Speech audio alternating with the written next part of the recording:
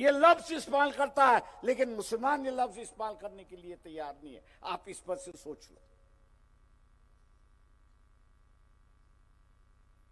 आज इस पर से सोच लो। तो हमने कहा कि भी हम इलेक्शन के लिए रोके। मैं आज मुसलमानों से कह रहा हूं, मैं आज तमाम नांदेड़ के मुसलमानों से पूछना चाहता, क्या आप चाहते हो कि यह कानून बने या ना बने? क्या आप ये इलेक्शन जो है पैगंबर के नाम पे करने के लिए तैयार हो या नहीं हो? और यही सवाल मैंने वहां पर उठाया था कि अगर ये 32 मतदार संघ जो है, जहां पर एक तरफ एकनाथ शिंदे है, दूसरी तरफ उद्धव ठाकरे है, आज भी अपने तकरीर में कहता है कि मैं उस शिवसैनिक पे गर्व करता हूं कि जिन्होंने बाबरी मस्जिद शहीद की।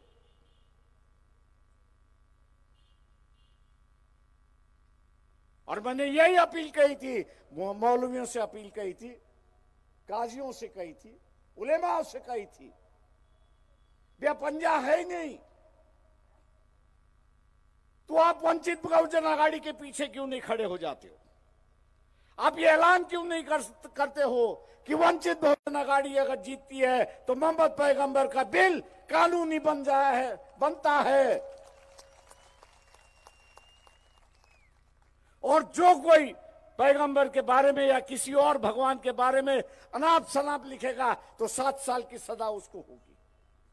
क्या मुसलमान ये चाहता है या नहीं चाहता है? ये सवाल मुसलमानों ने अपने ज़मीर से पूछना चाहिए। हम तो लड़ते रहेंगे, हम इंसानियत के पुजारी हैं।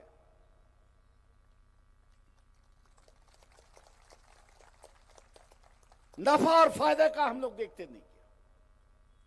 जो सही है वो सही है, जो गलत है वो गलत है।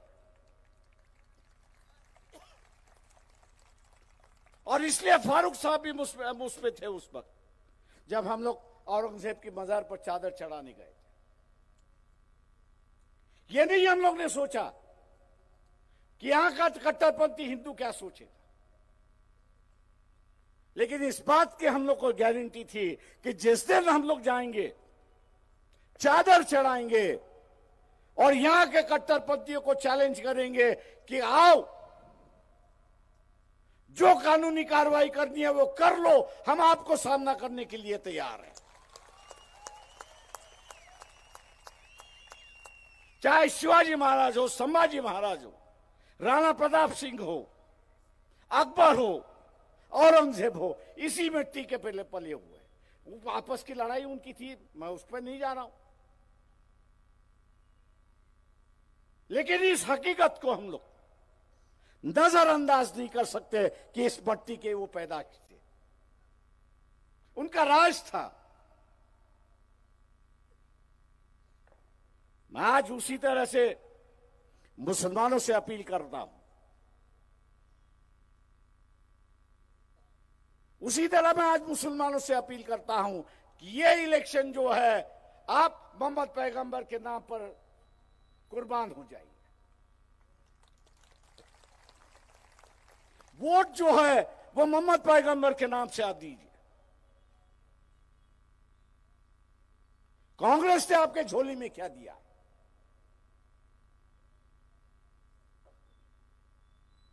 जो उम्मीदवार दिया है उसके खिलाफ शिवसेना का उम्मीदवार खड़ा है। मैं मुसलमानों से पूछना चाहता हूं कि क्या यहां का मराठा आपको वोट देने के लिए तैयार है? ठोक के कहता हूं कि वंचित बहुजन आघाड़ी का जो वोटर है, जिसको हम लोग कहेंगे वो उसी को ही जाएगा और दूसरे किसी को नहीं जाएगा। मैं इतना ही मुसलमानों से कहूंगा, अगर दोस्ती करना चाहते हो तो इज्जत की और बराबरी की दोस्ती होनी चाहिए।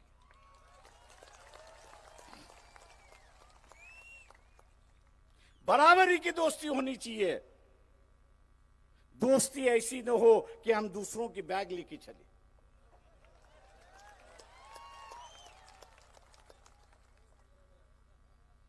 कितने सीटें मांगी थी उलेमा ने? 44 सीटें। कांग्रेस से कहा था कि हमने आपको लोकसभा में वोट दिया, आपको जिताया, अब हमको जो है 44 सीटें चाहिए। कांग्रेस ने कितने सीटें दी? कितने सीटें दी? 6 सीटें दी। एनसीपी ने कितने सीटें दी? शिवसेना ने कितने सीटें दी? और फिर भी जो उम्मीदवार वंचित बहुजन आघाड़ी ने खड़े किए हैं, उन मुसलमानों उम्मीदवार के पीछे तो आप कम से कम खड़े रहिए।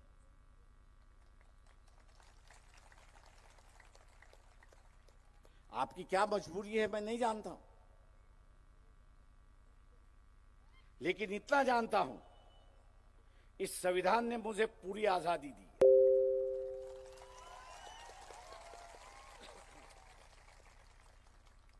ना डर ना खौफ,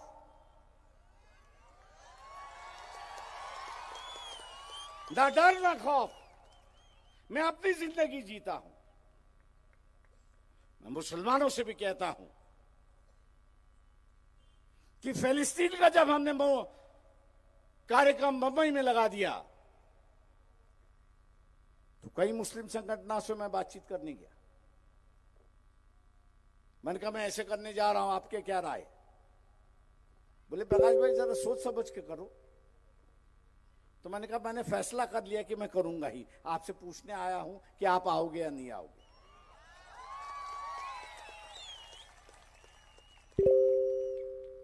आए सभी जन। तो बाद में मैंने उनसे पूछा आपने आगे क्यों नहीं आया? आप आगे आते तो हम आपके पीछे हो जाते।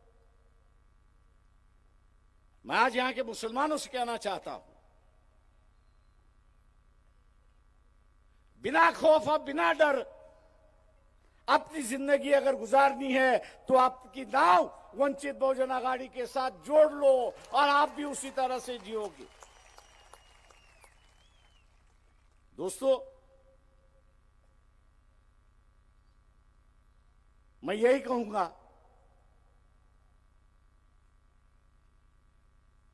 कांग्रेस जो है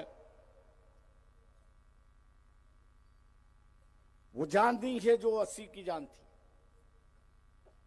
वो कांग्रेस नहीं है कि 70 की जो कांग्रेस है।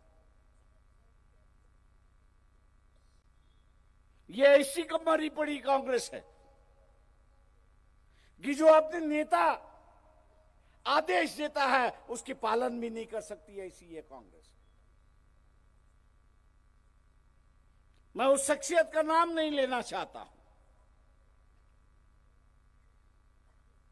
कि कांग्रेस के वरिष्ठ नेता ने कहा भैया ये जगह जो है ये जगह पार्टी के लिए मांगनी चाहिए। बुल्ढाना डिस्ट्रिक्ट की बात कर रहा हूं। लेकिन अपनी ताकत अपना वजूद होने के बाद भी, अपनी ताकत अपना वजूद होने के बाद भी वो अपनी नेता की ख्वाहिश जो है, या उन्होंने जो कहा था कि बुल्ढाना की असेंबली की सीट कांग्रेस के हिस्से में आनी चाहिए, वो कांग्रेस के हिस्से में न जाते हुए वो शिवसेना के हिस्से में चली गई। अरे भैया आप कैसे पार्टी चलाते हो? नाना पटोले अपनी सीट बचाने के लिए पार्टी भाड़ में गई।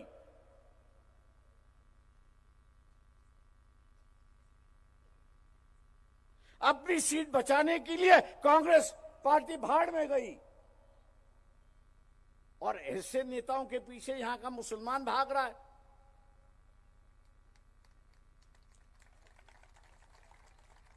मैं दोबारा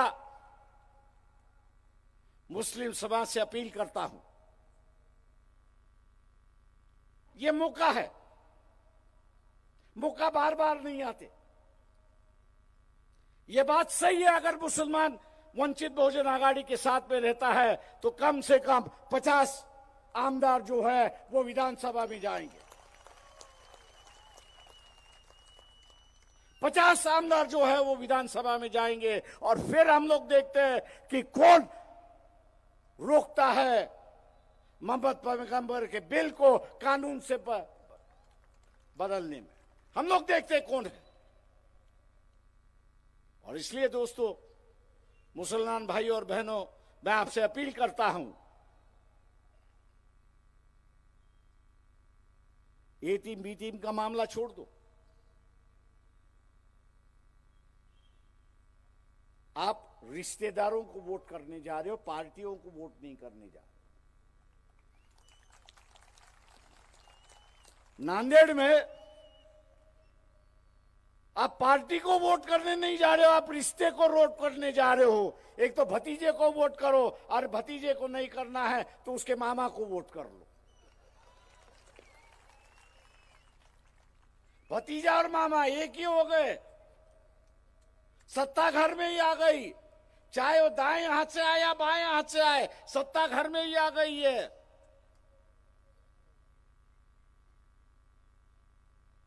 कहां से मुसलमान आपको न्याय मिलेगा?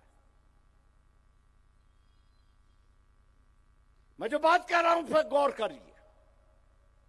और 20 तारीख को मोहम्मद पैगंबर का बिल कानून बनने के लिए आप गैस सिलेंडर को वोट कर दीजिए, पार्लियामेंट में भी कर दीजिए और असेंबली में भी कर दीजिए। जो कानून हम असेंबली में बनाएंगे वही कानून पार्लियामेंट में लगता है तो पूरे देश में लगता है। पार्लियामेंट के सदन में रखने के लिए आवाज की जरूरत है, एक खासदार की जरूरत है। और मैं दावे के साथ कहता हूं कि अगर अविनाश बोसीकर को आपने लोकसभा में अगर पहुंचा दिया तो मान लीजिए ये पैगंबर का बिल लोकसभा में भी पहुंच गया और वहीं से शुरुआत होगी और मुसलमानों की एक अलग से राजनीति इस देश में शुरुआत होगी। अगर आप करना चाहते हो तो गैस सिलेंडर को वोट देकर आप भारी वोटों से जिताएंगे, यही उम्मीद करते हुए मैं आपसे रजा लेता हूं। जय भीम, अल्लाह हाफिज।